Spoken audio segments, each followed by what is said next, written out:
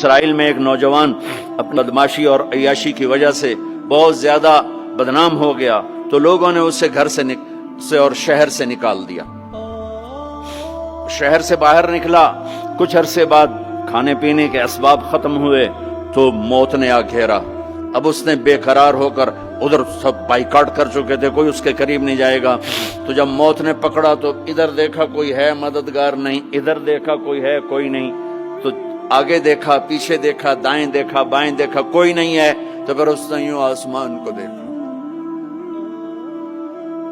اور کہنے لگا یا من لا تضرہ الذنوب ولا تنقصہ المغفرہ،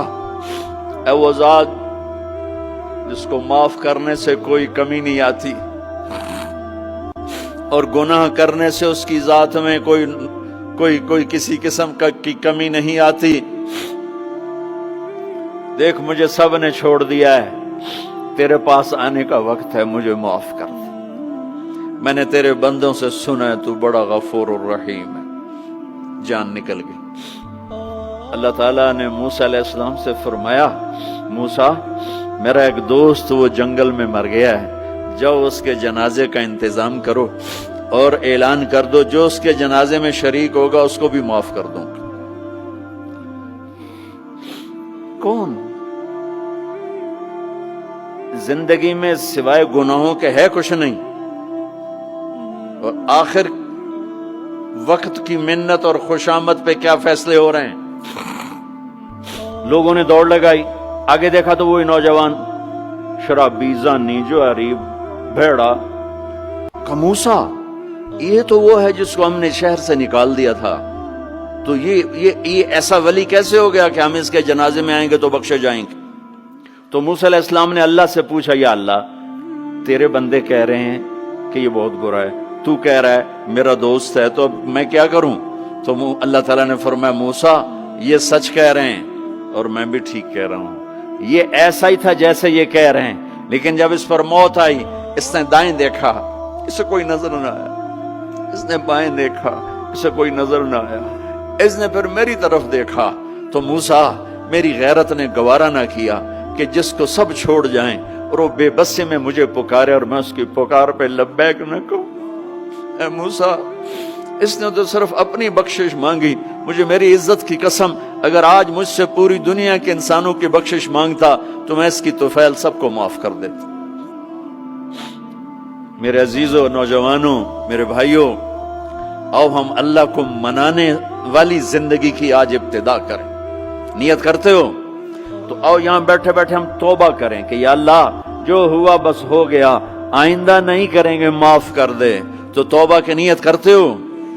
ٹوٹ جائے تو پریشانی کی بات نہیں، پھر توبہ کر لیں گے، پھر ٹوٹ گئی پھر کر لیں گے، پھر ٹوٹ ما لم یغرغر، جب تک موت نہیں آتی ہر دفعہ کی توبہ ایسے ہی قبول ہے جیسے پہلی قبول ہے۔ تو نیت کرتے ہو سارے بھائی؟ کہو میرے ساتھ یا اللہ میری توبہ، پھر کہو زور سے یا اللہ میری توبہ، پھر کہو یا اللہ میری توبہ۔ یہ 3 لفظ آپ سے میں نے بلوائے ہیں، اگر دل سے بولے ہو تو اللہ کی قسم مبارک ہو، آپ سب ایسے بیٹھو جیسے ابھی ماں کے پیٹ سے نکلے ہو، سب معاف۔ 15 سے 85 سال کی عمر والے نظر آ رہے ہیں، سب معاف۔ اب باہر جا کر کچھ نیا پیپر حل کرو گے، کچھ نیا لکھو گے تو لکھو گے آج تک اس وقت اس لمحے 2:53 پر سارے معاف ہو گئے، سارے معاف ہو گئے، اور اس وقت یہ حال فرشتوں سے بھرا ہوا ہے، وہ تمہیں دیکھ کے خوش ہو رہے ہیں، تمہارے بوسے لے رہے ہیں، اور عرش تک گونج پڑ گئی ہے کہ میرے خیال میں یہ ساؤتھ افریقہ کی تاریخ کا پہلا ہی اتنا بڑا اجتماع ہوگا کہ اتنے اہل ایمان کٹھے ہیں، اور سب نے کہا یا اللہ میری توبہ۔ آج اس پورے ملک پہ رحمت ہی رحمت چھائی ہوئی ہے، اور تمہارے اوپر بھی رحمت چھائی ہوئی ہے، اور جنت کی حوروں نے بھی دروازے کھول کر تمہیں پیار سے دیکھا ہے، دیکھ رہی ہیں کہ اللہ تعالیٰ نے اپنی جنت کو ایسے ہی لوگوں کے لیے تیار کیا ہے جو اس کو راضی کرتے ہوئے چلتے ہیں، ٹھوکر کھاتے ہیں پھر سنبھلتے ہیں، ٹھوکر کھاتے ہیں پھر سنبھلتے ہیں، توبہ کرتے ہیں پھر چلتے ہیں، ٹوٹ جاتی ہے پھر کرتے ہیں، اور اپنے اللہ کو راضی کرنا اپنی زندگی کی منزل بناتے ہیں، اور اللہ تک پہنچنے کا جو راستہ ہے وہ ہے محمد الرسول اللہ۔